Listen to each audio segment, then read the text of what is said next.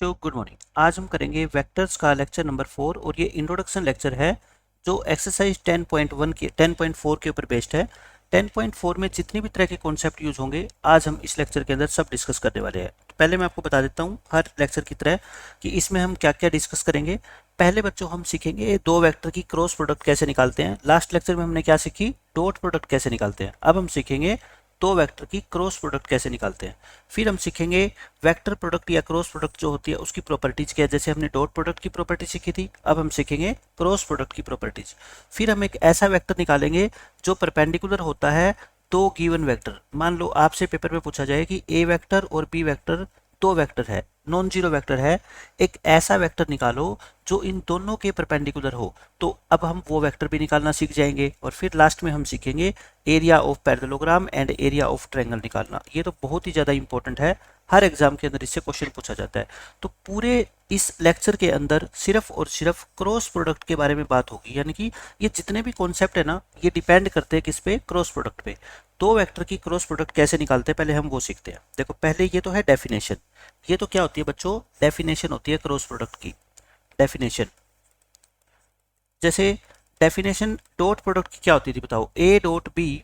ए dot B क्या होता था, length of A vector into length of B vector into cos theta, where theta क्या होता था, इन दोनों वेक्टर के बीच का एंगल। यहाँ पे क्या होता है बच्चों, ए क्रॉस बी वही length of A vector into length of B vector. अब की बार कोस थीटा की जगह क्या आ जाएगा, साइन थीटा। थीटा क्या होता है, इन दोनों वेक्टर्स के बीच का एंगल। इनटू में एक नया वेक्टर यहाँ पे और इंट्रोड्यूस हो गया, एन कैप। बच्चों कैप का मतलब, कैप किसके ऊपर लगाते हैं, जब यूनिट वेक्टर होता है। और ये एन कैप क्या होता है, ये इन दोनों वेक्टर के ऊपर परपेंडिकुलर होता है।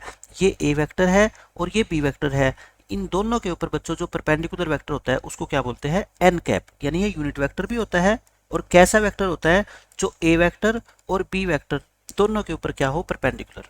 अब कई बच्चे ऐसा सोच रहा होगा, ऐसे सोच रहे होंगे कि ऐसा कौन सा वेक्टर, ऐसे कैसे पॉसिबल हो सकता है कि एक वेक्टर दोनों के ऊपर, दो वेक्टर के ऊपर क्या हो, परपेंडिकुलर हो। आप मेरे कहने पे एक काम करो, आप अपने हाथ में तीन पेन ले लो। तीन पेन ले लो, दो पेन तो आप अपने कमरे के फर्श पे रख दो, फ्लोर के ऊपर। दो पेन रख दो, कैसे भी रख दो, इस तरह रख दो, इस तरह रख दो। और एक पेन क्या है, आप अपने हाथ में पकड़ लो और उस फर्श के ऊपर खड़ा कर दो, है ना, ऐसे। मैं तो आपको ऐसे दिखा रहा हूं, लेकिन ये जो पेन है रेड वाला, ये क्या है, वर्टिकल पोजीशन में, यानी कि ये तो हॉरिजॉन्टल पोजीशन के अंदर फर्श के ऊपर रख दो। और ये पेन आप अपने हाथ के अंदर ले लो। अब आप ये देखो, ये जो वर्टिकल पेन है, जो आपके हाथ में जो पेन है, वो वाला पेन क्या इस पेन के परपेंडिकुलर है? आप देखोगे ना, बिल्कुल परपेंडिकुलर। ये बिल्कुल सीधा खड़ा करना है अपने पेन। और जो जो वर्टिकल पेन है ये बिल्कुल सीधा 90 डिग्री के एंगल के ऊपर आप फर्श के ऊपर खड़ा कर दो, ठीक है ना, ऐसे सीधा बिल्कुल खड़ा करते हैं। ऐसे ही फिर ये पेन है ना, आप इस वेक्टर के बिल्कुल सीधा खड़ा कर दो। आप इस अपने फर्श के ऊपर, फर्श को क्या बोलते हैं, प्लेन। ये आपको ज्यादा समझ आएगा जब हम नेक्स्ट चैप्टर पढ़ेंगे 3D का, उसके अंदर मैं प्लेन के बारे में आपको बहुत डिटेल में पढ़ाऊंगा। आपका फर्श जो है वो, उसको एक प्लेन बोलते हैं, आपको पता है ना। मान लो ये XY प्लेन है, इस XY प्लेन के अंदर आप कितने भी पेन ले लो, कितने भी पेन, ये वाला जो रेड कलर का पेन है ना, जो परपेंडिकुलर है इस फर्श के, ये बच्चों इन सभी पेन के परपेंडिकुलर है। आप एक्सपेरिमेंट खुद करके देख लो, ठीक है। तो ये जो एन वेक्टर होता है ना, ये ऐसा ही वेक्टर होता है। ये ए वेक्टर और बी वेक्टर ये कहाँ पे होते हैं, सेम प्लेन के अंदर होते हैं, यानी कि फर्श के ऊपर है। ये दोनों वेक्टर कहाँ पे लाई कर रहे हैं, फर्श में, इन द फ्लोर, है ना, फ्लोर में लाई कर रहे हैं। और ये वेक्टर खड़ा हुआ, ये पेन है आपका रेड कलर वाला, तो ये एक यूनिट वेक्टर होता है, मतलब कि जिसकी लेंथ कितनी होती है, 1 होती है। तो बस आपको ये डेफिनेशन याद करनी है। ए क्रॉस बी क्या होता है बच्चों, इसको क्या पढ़ते हैं, इसको अच्छा पढ़ते कैसे है, A vector cross, A vector cross B vector पढ़ते हैं। क्या पढ़ते हैं, A vector cross B vector, multiply नहीं पढ़ते इसको। वेक्टर की भाषा में इसको पढ़ेंगे तो क्या पढ़ोगे, ए वेक्टर क्रॉस बी वेक्टर। इसको क्या पढ़ते थे, ए वेक्टर डॉट बी वेक्टर, इसको डॉट पढ़ते थे। इस सिंबल को हम क्या पढ़ेंगे, क्रॉस पढ़ेंगे, ठीक है। ए क्रॉस बी का फॉर्मूला क्या होता है, length of A vector into length of B vector into sine theta into N cap, where N क्या होता है, एक यूनिट वेक्टर होता है जो इन दोनों वेक्टर के क्या है, परपेंडिकुलर है। ये हो गया, मैंने आपको बता दिया। अब देखो ये हमने किया, ये जो एन ए क्रॉस बी, चलो मैं ये तो आपको आगे प्रॉपर्टी के अंदर ही बता दूंगा, कोई नई बात भी नहीं है। पहले हम कुछ चीजें करते हैं इसके ऊपर। ये देखो, अब जैसे मैंने आपको क्या बताया बच्चों, ए डॉट बी का फॉर्मूला होता था length of A vector into length of B vector into cos of theta. लेकिन अगर वेक्टर्स अपने को कंपोनेंट फॉर्म में दिए हो, ऐसे वेक्टर दिए हो, तब हम ए डॉट बी कैसे निकालते थे बताओ? ए डॉट बी कैसे निकालते थे? आई का कोफिशिएंट आई से मल्टीप्लाई करते थे, जे का कोफिशिएंट जे से, और के का कोफिशिएंट के से, और उन सबको ऐड करते थे। यही करते थे ना? ऐसे ही मैं आपको बताऊंगा कि अगर अपने को दो वेक्टर किस फॉर्म में दिए हो, कंपोनेंट फॉर्म में दिए हो, तब उनकी क्रॉस प्रोडक्ट निकालने का क्या तरीका है। मतलब कि उन दोनों के बीच में एंगल हमारे को नहीं पता, ना ही हमारे को एन कैप पता, फिर भी मैं उन दोनों वेक्टर की क्रॉस प्रोडक्ट निकाल सकता हूं। वो कैसे? बिल्कुल आसान मेथड है। इसको बोलते हैं बच्चों डिटर्मिनेंट मेथड। और आप 12th क्लास के स्टूडेंट हो तो डिटर्मिनेंट तो आपने पढ़ा ही होगा। चैप्टर 4 आपका डिटर्मिनेंट, मैट्रिक्स एंड डिटर्मिनेंट, या डिटर्मिनेंट पढ़ते हो आप चैप्टर 4 एनसीईआरटी का, उसमें आपने सीखा होगा किसी आप मैट्रिक्स का डिटर्मिनेंट कैसे निकालते हैं। तो ये दो वेक्टर आपको दे रखे हैं, ठीक है। आपको इन दोनों की क्या निकालनी है? क्रॉस प्रोडक्ट, यानी कि ए क्रॉस बी। तो वो क्या होगी देखो, फर्स्ट रो के अंदर बच्चों आई जे के लिख दो। फर्स्ट रो के अंदर क्या लिख दो? आई जे के। सेकेंड रो के अंदर इस फर्स्ट वाले वेक्टर के कोफिशिएंट लिख दो आई जे के A1 B1 C1, A1 B1 C1। Third row में इस सेकंड वाले वेक्टर के क्या लिख दो आप? स्केलर कंपोनेंट लिख दो A2 B2 और C2। बिल्कुल आसान है, सारे बच्चे लिख देंगे। और डिटर्मिनेंट को कैसे सोल्व करते हैं आपको ये भी पता है। ए क्रॉस बी का जो आंसर आएगा बच्चों, इसका जो आंसर आएगा, आंसर क्या आएगा? एक answer will be A vector quantity. ये क्या आएगी बच्चों? एक वेक्टर आएगा, स्केलर नहीं आएगा। जैसे डॉट प्रोडक्ट तो क्या आता था? एक नंबर आता था 1 2 3 5 -5 ऐसे। लेकिन बच्चों क्रॉस प्रोडक्ट जो आएगी वो क्या आएगी? एक वेक्टर की फॉर्म में। क्योंकि ये आई जे के हमने लगा दिए ना, तो फर्स्ट रो के अलोंग इसको जब हम एक्सपेंड करेंगे तो ऐसे लिखते हैं ना, आई, और फिर इसको काटेंगे तो ये क्या आएगा आपका? B1 C2 -B2 C1। इसी तरह से फिर माइनस जे। आपको पता ही है डिटर्मिनेंट कैसे सोल्व करते हैं। इस तरीके से इसका जो आंसर आएगा वो एक वेक्टर की फॉर्म में आएगा। इसलिए इसको क्रॉस प्रोडक्ट भी बोलते हैं और वेक्टर प्रोडक्ट भी बोलते हैं। वेक्टर प्रोडक्ट तो इसलिए बोलते हैं कि इसका आंसर एक वेक्टर आएगा। क्रॉस प्रोडक्ट इसको इसलिए बोलते हैं क्योंकि इनके बीच में साइन क्या लगता है? क्रॉस का लगता है। इस साइन को क्या बोलते हैं? मैंने बताया था आपको लास्ट लेक्चर में, डॉट। और इस साइन को क्या बोलते हैं बच्चों? क्रॉस। तो डॉट प्रोडक्ट या क्रॉस प्रोडक्ट या फिर स्केलर प्रोडक्ट और वेक्टर प्रोडक्ट एक ही बात है।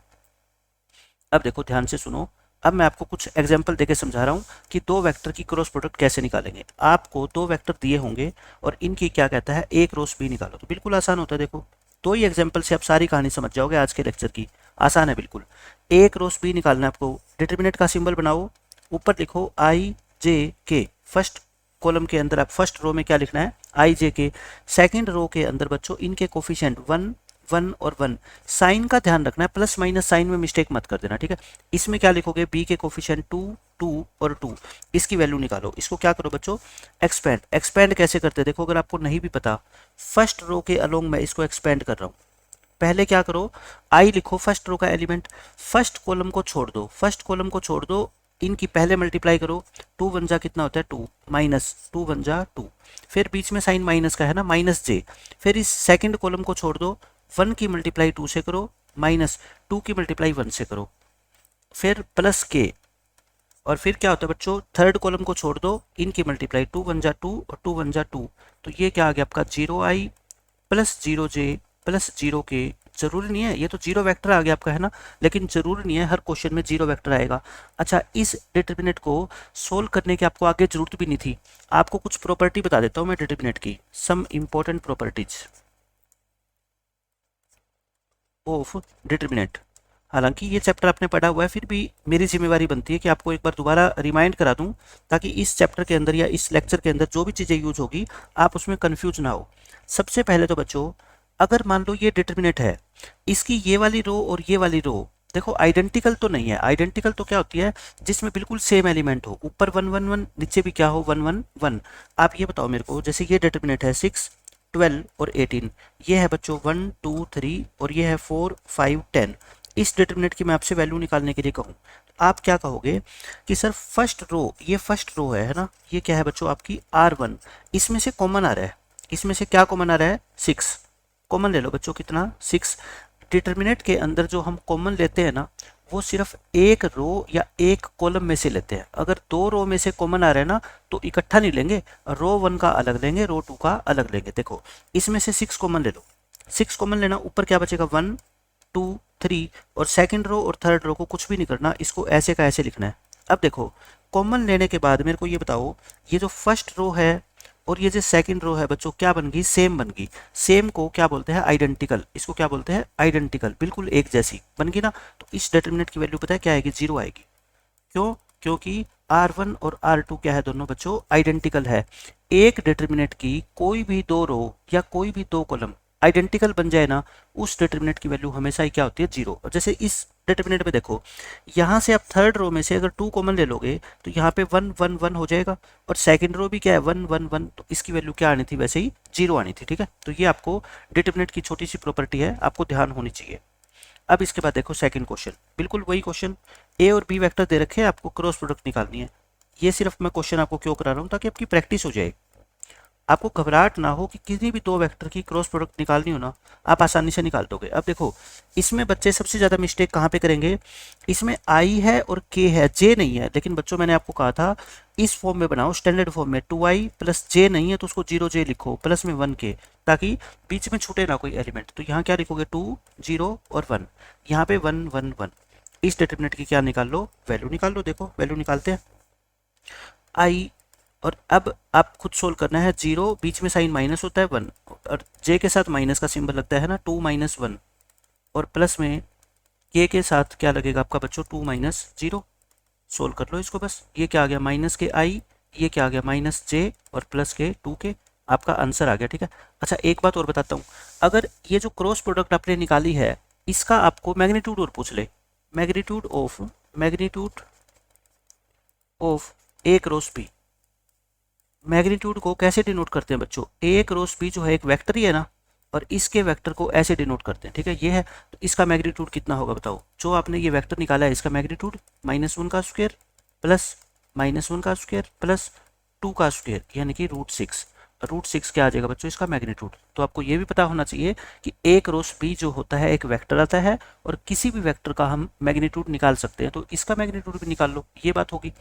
अब देखो बच्चों इस क्वेश्चन में कहता है यही, फाइंड ए क्रॉस बी। चलो एक क्वेश्चन और करके दिखा देता हूँ मैं आपको। ए क्रॉस बी निकालना है, तरीका वही रहेगा, आई निकाल लो, जे के लिख दो, ये ए के कोफिशिएंट 1 2 3 लिख दो, और बी के जो कंपोनेंट है बच्चों कितने हैं, 3 -2 और 1, ये है। अब देखो यहाँ पे आई और यहाँ क्या है बच्चों, 2, बीच में साइन क्या लगाते हैं, माइनस, और ये इनकी मल्टीप्लाई क्या होगी, -6, तो माइनस माइनस क्या हो जाएंगे, प्लस। इनमें मिस्टेक नहीं करनी बिल्कुल भी।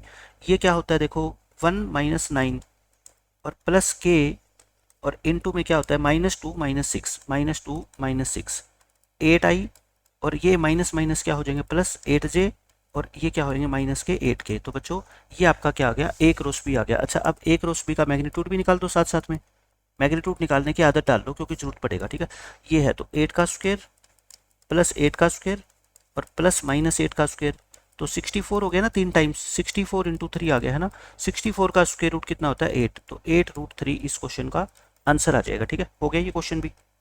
ये क्वेश्चन आपको अपने आप करना है, ए वेक्टर दे रखा है, बी वेक्टर दे रखा है, आपको ए क्रॉस बी निकालना है। आंसर मैंने लिख दिया, ठीक है, ताकि आप टैली कर सको।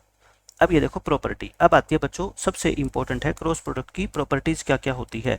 सबसे पहले डॉट प्रोडक्ट में हमें पता है ए डॉट बी निकालो चाहे बी डॉट ए निकालो, एक ही बात है। लेकिन बच्चों क्रॉस प्रोडक्ट के अंदर आप ऑर्डर चेंज नहीं कर सकते। ए क्रॉस बी और बी क्रॉस ए दोनों सेम नहीं होते, लेकिन हाँ दोनों में एक रिश्ता जरूर होता है। ए क्रॉस बी को अगर आपने बी क्रॉस ए लिख दिया तो साइन क्या लगा देना बच्चों, नेगेटिव का। जैसे ए बी वैक्टर को आप बी ए वैक्टर तो नहीं लिख सकते, लेकिन अगर लिख दिया मान लो गलती से तो माइनस का साइन लगा दो, इक्वल तो बन जाएगा ना। वैसे ही बच्चों ये होता है क्रॉस प्रोडक्ट में, अगर आप वेक्टर को इंटरचेंज कर दोगे तो क्या हो जाएगा, आपका माइनस का साइन लग जाएगा। एक बच्चा पूछेगा सर ऐसा क्यों, मैंने एक बात बताया आपको, डिटरमिनेंट मेथड के अंदर आपने कभी पढ़ा हो कि 1 2 3, और मान लो ऊपर क्या है आपका 1 2 3, नीचे है 4 5 6, और ये है 7 8 और -1। अगर मैं इन दो रो को देखो, वेक्टर प्रोडक्ट के अंदर लास्ट की दो रो में वेक्टर लिखे जाते हैं ना, इनको अगर आप इंटरचेंज कर दो, मतलब कि फर्स्ट रो को तो आप कुछ भी ना करो, सेकंड रो की जगह थर्ड लिख दो, और थर्ड की जगह सेकंड लिख दो, तो क्या इन डिटर्मिनेंट की वैल्यू सेम आएगी? मैं कहता हूँ सेम नहीं आएगी, बल्कि इसका नेगेटिव आएगी, है ना। किन्हीं भी दो रो को आपस में आप इंटरचेंज कर दोगे या किन्हीं भी दो कॉलम को आपस में इंटरचेंज कर दोगे तो साइन क्या लग जाता है? नेगेटिव। ऐसे ही तो ये है, देखो यहाँ पे तो आप सेकंड रो में ए वेक्टर लिखोगे और थर्ड में बी, और यहाँ पे सेकंड में बी लिखोगे, थर्ड में ए, तो फिर क्या होगा? देखो नेगेटिव आ जाएगा ना डिटर्मिनेंट, इसलिए हमने पहले से ही क्या लगा दिया? Negative sign.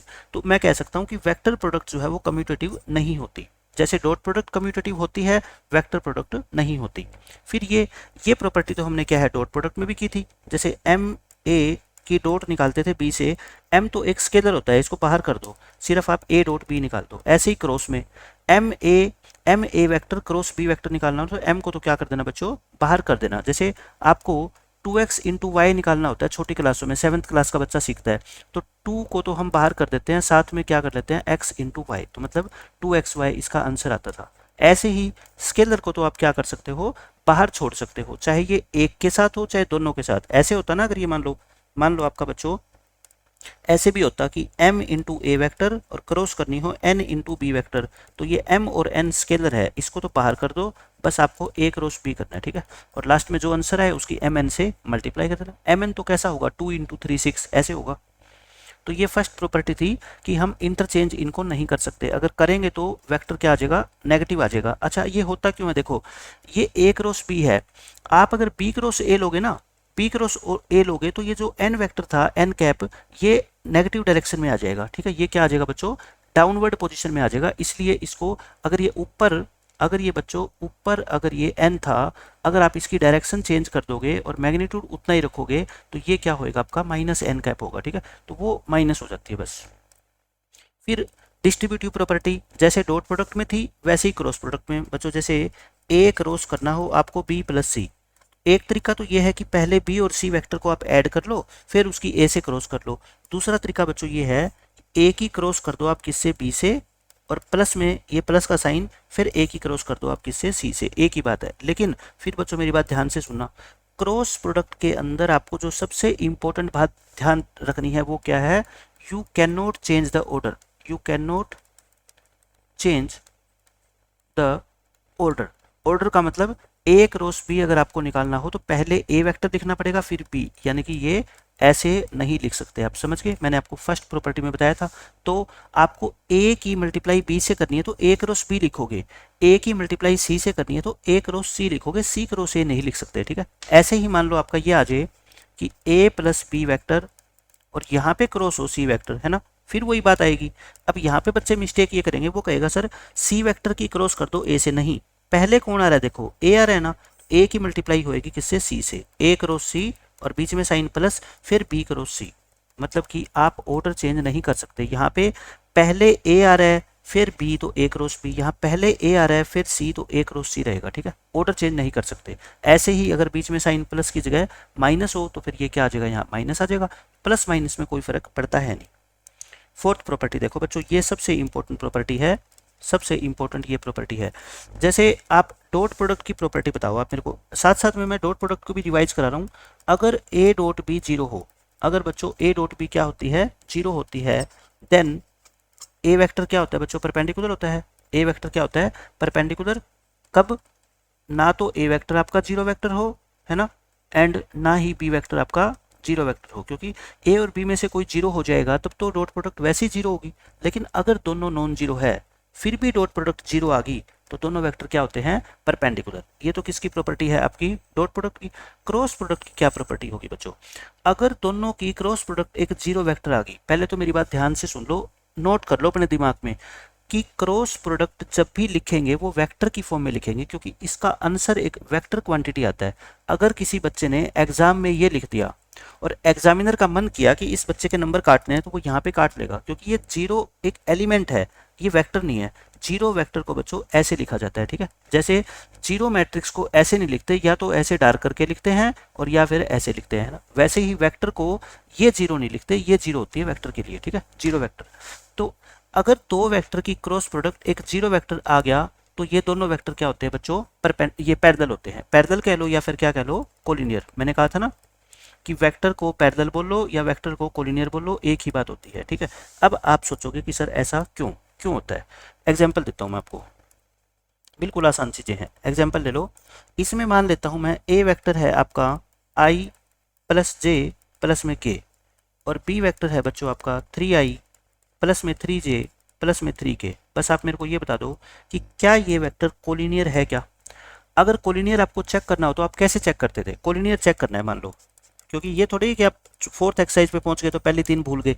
अगर इन दो वेक्टर को पेपर में प्रूव करना आ गया कि कोलिनियर प्रूव करो, तो आप क्या करते थे, इस बी वेक्टर में से 3 कॉमन ले लो, है ना, कॉमन ले लो 3, और 3 कॉमन लेने के बाद देखना ये तो ए बन गया, तो यानी कि B vector is equal to 3 times of A vector. It means A vector and B vector are collinear.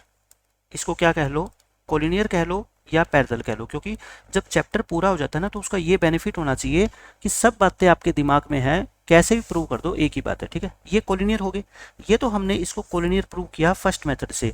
अब मैं इसको अगर क्रॉस प्रोडक्ट के मेथड से प्रूव करना चाहूँ तो मैं कहता हूँ ए क्रॉस बी निकालो। आप क्या निकालो, ए क्रॉस बी, ऊपर आई जे के और 1 1 1 3 3 3। लेकिन बच्चों एक बात बताओ, मैंने अभी तो आपको बताया था स्टार्टिंग में, इसमें से अगर मैं 3 कॉमन ले लूँ बाहर, थर्ड रो में से अगर आप 3 कॉमन लोगे तो 3 3 3 1 1 1 बन जाएंगे। दो रो आइडेंटिकल होगी, R2 और R3 सेम होगी बच्चों, तो इसकी वैल्यू तो 0 आ गई, यानी कि क्रॉस प्रोडक्ट क्या आ गई, 0। क्रॉस प्रोडक्ट 0 आ गई, इसका मतलब ये दो रो कैसी है बच्चों आपकी, ये दो रो आइडेंटिकल तो नहीं है, लेकिन ये जो दो वेक्टर है ये क्या है, एक दूसरे के स्केलर मल्टीपल है। और डिटरमिनेंट में तो ऐसा ही होता है, अगर स्केलर मल्टीपल होंगे तो उस डिटरमिनेंट की वैल्यू क्या होगी, 0। अगर किसी भी डिटरमिनेंट की कोई भी दो रो आपस में या कोई भी दो कॉलम आपस में या तो इक्वल हो जाए, बिल्कुल आइडेंटिकल हो जाए, या आइडेंटिकल नहीं है तो स्केलर मल्टीपल है एक दूसरे के, मतलब कि 2 टाइम्स है, 3 टाइम्स है, हाफ है, 3/2 टाइम्स है, तो भी उस डिटरमिनेंट की वैल्यू क्या होगी, 0। यही कॉन्सेप्ट मैंने यहाँ पे लगाया है कि अगर दो वेक्टर की क्रॉस प्रोडक्ट 0 आ गई तो आप बोल देना कि ये दो वेक्टर क्या है, आपके पैरेलल है। तो आज आपको एक तीसरा मेथड भी पता लग गया कि दो वेक्टर को पैरेलल कैसे प्रूव करते हैं। उनकी क्रॉस प्रोडक्ट निकाल दो, अगर वो 0 आ गई तो आप बोल देना कि ये दोनों वेक्टर क्या है, पैरेलल है, ठीक है। तो मैंने ये चीज़ मैंने वहाँ पे भी बताई थी आपको सेकंड एक्सरसाइज में कि एक पैरेलल वेक्टर प्रूव करने का तरीका ये भी होता है, और ये मैं आपको सिखाऊंगा 10.4 एक्सरसाइज में। तो आज वो आ गई 10.4, मैंने आपको बता दिया, ठीक है, ये हो गया। अब देखो बच्चों इसकी प्रॉपर्टी ये वाली, ये इंपॉर्टेंट प्रॉपर्टी है बहुत, इसके ऊपर सीबीएसई बोर्ड में तो खास तौर पे क्वेश्चन पूछा जाता है। जैसे देखो एक डॉट प्रोडक्ट की प्रॉपर्टी भी मैंने आपको सिखाई थी। डॉट प्रोडक्ट और क्रॉस प्रोडक्ट की प्रॉपर्टी बहुत कुछ मैच करती है, मतलब जैसी प्रॉपर्टी वहां होती थी ना, कुछ वैसी वैसी प्रॉपर्टी यहाँ होती है। डॉट प्रोडक्ट में ये होता था कि अगर ए वेक्टर आपका क्या है बच्चों, 0 वेक्टर है, और या बी वेक्टर 0 वेक्टर है ना, देन ए डॉट बी क्या होता था, 0 होता था। फिर दोनों में से एक वेक्टर अगर 0 आ जाए तो डॉट प्रोडक्ट 0 आएगी। लेकिन बच्चों कन्वर्स ट्रू नहीं होता था, मैंने बताया था ना, but converse is not true.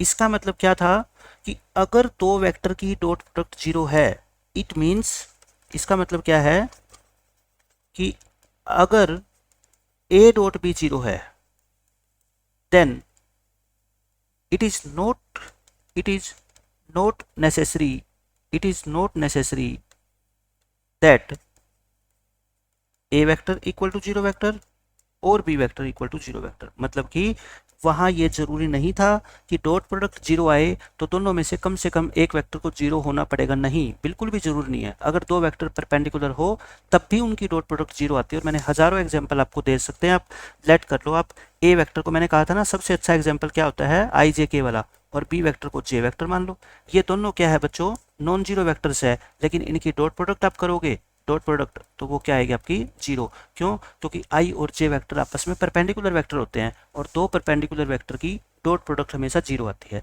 Same ऐसी प्रॉपर्टी किसमें है बच्चों, क्रॉस प्रोडक्ट में, बिल्कुल एज इट इज वही, कि दो वेक्टर में से अगर एक 0 हो गया तो 100% उसकी क्रॉस प्रोडक्ट 0 आएगी। बच्चों क्यों आएगी, देखो ये आई, ये जे और ये के, मान लो ए वेक्टर 0 है तो यहाँ क्या लिखोगे, 0 0 0, यहाँ पे कुछ भी लिख दो आप, इसका आंसर क्या आएगा 0, क्योंकि डिटरमिनेंट में आपने पढ़ा होगा कोई भी एक रो या कोई भी एक कॉलम, उसके सारे एलिमेंट अगर 0 हो जाए तो उस डिटरमिनेंट की वैल्यू आपको निकालने की जरूरत नहीं है, 0 आती है ना। ये तो इसका मतलब अगर दोनों में से कोई एक वेक्टर या दोनों वेक्टर 0 हो गए तब तो कुछ देखने की जरूरत नहीं है, क्रॉस प्रोडक्ट 0 आएगी। बट बच्चों कन्वर्स इज नॉट ट्रू, दोनों में बिल्कुल सेम कहानी है वही। उसमें बस डॉट, यहाँ क्रॉस की जगह क्या आता था, डॉट आता था ये, और यहाँ पे क्या है बच्चों, क्रॉस। सिर्फ इस चीज का फर्क है, बाकी सब कुछ स्टेटमेंट सेम है। देख लो आप, मिला लो इस स्टेटमेंट को और इस स्टेटमेंट को। तो मैं आपको अब प्रूव करके दिखाता हूँ कोई दो ऐसे एग्जाम्पल, यानी इसका टारगेट क्या है एग्जामिनर का, टारगेट ऑफ एग्जामिनर। एग्जामिनर आपसे क्या पूछना चाहता है, एग्जामिनर ने आपको बताया कि अगर दोनों में से कोई एक वेक्टर जीरो हो गया तो क्रॉस प्रोडक्ट जीरो आएगी। आप कहोगे सर ये मत बताओ, हमारे को हमें पता है। लेकिन एग्जामिनर कहेगा ठीक है, अगर ये आपको पता है ना, तो मुझे ये बताओ कि अगर क्रॉस प्रोडक्ट जीरो आ गई दो वेक्टर की, क्या उनमें से क्या एक वेक्टर का या दोनों वेक्टर का जीरो होना जरूरी है? आप ये बताओगे एग्जामिनर को और बताओगे क्या नहीं, ऐसा नहीं है। आप बोलोगे कि मैं ऐसे दो वेक्टर के एग्जाम्पल दे सकता हूं जो खुद जीरो नहीं है लेकिन उसकी क्रॉस प्रोडक्ट क्या आएगी, जीरो। टारगेट एग्जामिनर कहता है गिव टू एग्जाम्पल्स या give examples of any two vectors A vector and B vector which are non zero, खुद नॉन जीरो हो, which are non zero but A cross B क्या है बच्चों, zero. तो दे कितने एग्जाम्पल है बच्चों, मैंने कहा कि दो वेक्टर कोलिनियर है या पैरेलल है या एक दूसरे के स्केलर मल्टीपल है, वो सारे वेक्टर ऐसे होते हैं जिनकी क्रॉस प्रोडक्ट क्या आएगी, जीरो। तो इसमें तो बहुत आसान है आपको एग्जाम्पल देना। लेट कर लो ए वेक्टर को तो क्या मान लो बच्चों आप, आई जे के मान लो, है ना, आई प्लस जे प्लस में के। और बी वेक्टर को इसका डबल मान लो, ट्रिपल मान लो, है ना, इसको two I plus two J plus two K. बताओ क्या ये दोनों वेक्टर में से कोई भी वेक्टर जीरो है? बिल्कुल भी नहीं है, बोथ आर नॉन जीरो। दोनों के दोनों वेक्टर क्या है बच्चों, नॉन जीरो वेक्टर्स है। जीरो वेक्टर कब बोलते हैं, मेरी बात ध्यान से सुन लो, जीरो वेक्टर बोलते हैं जब आई जे के तीनों के कोफिशिएंट जीरो हो। ये वेक्टर जीरो वेक्टर नहीं है, ये I one I plus zero J plus zero के, इसको जीरो वेक्टर नहीं बोलेंगे, ठीक है। तो ध्यान रखना, कभी एक एलिमेंट को जीरो होने से आप सोचो कि वो जीरो वेक्टर होता है, तीनों के तीनों जीरो होने चाहिए एक साथ। Both are non zero vectors but इनकी क्या निकालते हैं हम, क्रॉस प्रोडक्ट निकाल लेते हैं। देखो क्रॉस प्रोडक्ट अगर आप निकालोगे बच्चों, आई जे के और ऊपर वन वन वन, यहाँ पे टू टू टू। अब देख लो इसमें से टू कॉमन लेके आर टू और आर थ्री क्या बन जाएगी, सेम। तो इसका आंसर क्या आएगा, जीरो। तो मैंने एग्जाम्पल दे दिए, खुद वेक्टर नॉन जीरो है लेकिन उनकी क्रॉस प्रोडक्ट क्या है बच्चों, जीरो है। सेकंड एग्जाम्पल देख लो, अब तो आपको समझ आ गया, कितने भी एग्जाम्पल आप दे लो। लेट कर लो ए वेक्टर को क्या मान लो आप, two I plus two J plus two K, कुछ भी मान लो आप। ए वेक्टर को तो कुछ भी मान लो, बी वेक्टर को है ना, इसका कोई मल्टीपल मान लो, इसका डबल मान लो, ट्रिपल मान लो, हाफ मान लो, थ्री टाइम्स मान लो, ठीक है। मैं थ्री टाइम्स मान लेता हूँ, क्या थ्री टाइम्स, तो टू थ्री जा सिक्स, ये भी टू थ्री जा सिक्स और ये भी टू थ्री जा सिक्स। तो बच्चों ये क्या है, दोनों के दोनों नॉन जीरो वेक्टर है, लेकिन जब आप इनकी क्रॉस प्रोडक्ट निकालोगे तो वो क्या आएगी, जीरो वेक्टर आएगी, है ना। तो आपको अगर ये कहे कोई कि दो पैरेलल वेक्टर के एग्जाम्पल दो, तो ये दोनों वेक्टर क्या है बच्चों, पैरेलल वेक्टर है। ये दोनों क्या है, पैरेलल है, पैरेलल कह लो या क्या कह लो, इनको कोलिनियर कह लो। वे सारे ही ऐसे वेक्टर होते हैं जिनकी क्रॉस प्रोडक्ट क्या आएगी बच्चों, जीरो। तो बस ये थ्योरम मैंने आपको प्रूव करके दिखा दी। अब देखो इस क्वेश्चन में क्या कहता है, अब दो प्रॉपर्टी हमने सीखी, एक तो डॉट प्रोडक्ट में और एक क्रॉस प्रोडक्ट में। मैंने क्या कहा, अगर डॉट प्रोडक्ट अकेले जीरो है, क्रॉस का कोई नामो निशान नहीं है, तो ऐसा जरूरी नहीं है कि दो में से एक वेक्टर जीरो हो। ऐसे ही हमने क्रॉस प्रोडक्ट में सीखा आज कि अगर दो वेक्टर की क्रॉस प्रोडक्ट जीरो है तो जरूरी नहीं है कि दोनों में से एक वेक्टर का जीरो होना जरूरी है। लेकिन बच्चों अब एग्जामिनर आपसे तेज है, अब वो कहता है चलो अब आप मेरे को बताओ, एक ये दो वेक्टर है ए और बी, इनकी डॉट प्रोडक्ट निकालो तब भी जीरो आए और इनकी क्रॉस प्रोडक्ट निकालो ना तब भी जीरो आए। तब कहता है बताओ क्या होगा, ए और बी क्या हो सकते हैं। तब आप कहोगे अब तो मेरे को सोचना पड़ेगा। बच्चों अगर दो वेक्टर की डॉट प्रोडक्ट निकालो तब भी जीरो आए और उन्हीं दो वेक्टर की क्रॉस प्रोडक्ट निकालो तब भी जीरो आए, तो वो एक ही केस में पॉसिबल है, कम से कम दोनों में से एक वेक्टर को जीरो होना पड़ेगा। जैसे मान लो दो वेक्टर है ना, दो दोस्त है, दो दोस्त है, इन दोनों दोस्तों ने प्लान बना रखा है कि अगर हमारी डॉट प्रोडक्ट किसी ने निकाली और जीरो आ गई तो ना तो तेरे को जीरो होने की जरूरत, ना मेरे को जीरो होने की जरूरत, ठीक है। दूसरे ने कहा अगर किसी बंदे ने हमारी क्रॉस प्रोडक्ट निकाली और वो जीरो निकालना चाहता है तो ना तेरे को जीरो होने की जरूरत, ना मेरे को जीरो होने की जरूरत, यानी कि डरने की जरूरत नहीं है। जीरो होने का मतलब आप ये मान लो डर गया वेक्टर, ठीक है, जीरो हो गया वो। लेकिन अब तीसरा दिन आया, दोनों दोस्तों ने कहा कि भाई एक लड़का आएगा, एक स्टूडेंट आएगा, वो ऐसा कह रहा है कि मैं तुम्हारी डॉट प्रोडक्ट निकालूंगा वो भी जीरो आनी चाहिए, और क्रॉस प्रोडक्ट निकालूंगा तो भी जीरो आनी चाहिए। अब तुम तैयार हो जाओ, कैसे बनना है तुम्हारे को। तो इन दोस्तों ने प्लान बना दिया कि भाई हम मैथमेटिक्स पढ़े हुए हैं, ऐसा तो तभी पॉसिबल होगा जब हमारे दोनों में से कोई एक जीरो हो या फिर दोनों जीरो हो, मतलब कि एक ना एक को तो खत्म होना पड़ेगा। समझ गए आप मेरी बात? तो बस ऐसे कहानी बना के याद कर लो, डॉट प्रोडक्ट भी जीरो, क्रॉस प्रोडक्ट भी जीरो, तो कम से कम एक वेक्टर का जीरो होना जरूरी है। मैं आपको बता देता हूँ क्यों होना ऐसा जरूरी है। प्रूफ तो हर चीज का है ना, मैथमेटिक्स पढ़ रहे हैं तो इसका प्रूफ क्या है। देखो अब की बार ये आपको नहीं दे रखा कि कोई जीरो वेक्टर है या दोनों क्या है, मस्ट बी कि नॉन जीरो वेक्टर है। हम कह रहे हैं दोनों में से एक वेक्टर का जीरो वेक्टर होना जरूरी है, तो मैं ये प्रूव कर रहा हूँ बच्चों। पहला ए डॉट बी जीरो है, दो वेक्टर की डॉट प्रोडक्ट जीरो कब होती है, बस आप मेरे को ये बता दो। या तो ए वेक्टर जीरो हो, है ना, या बी वेक्टर क्या हो आपका, जीरो वेक्टर हो, या बच्चों दोनों वेक्टर आपस में क्या हो, परपेंडिकुलर। यानी कि या तो ये जीरो हो या फिर दोनों परपेंडिकुलर हो जाए। तीनों केस चलते हैं, है ना। अब दूसरे में ए क्रॉस बी आपका जीरो वेक्टर है, इसका मतलब क्या होता है फिर, या तो ए वेक्टर जीरो वेक्टर होना चाहिए, या आपका बी वेक्टर जीरो वेक्टर होना चाहिए, या फिर ए और बी वेक्टर क्या होने चाहिए, पैरेलल होने चाहिए ना, पैरेलल। मैंने कहा था डॉट क्रॉस प्रोडक्ट जीरो आए तो मतलब वेक्टर पैरेलल। अब इन दोनों कंडीशन में, एक तो ये कंडीशन मैं जिसको अंडरलाइन कर रहा हूँ, और एक ये कंडीशन, इनमें कॉमन बताओ क्या है। कॉमन, कॉमन का मतलब जो इधर भी हो और जो उधर भी हो, कॉमन कंडीशन क्या है। एक बच्चा कहेगा सर ये कॉमन कंडीशन हो सकती है क्या, ये वाली, ये वाली।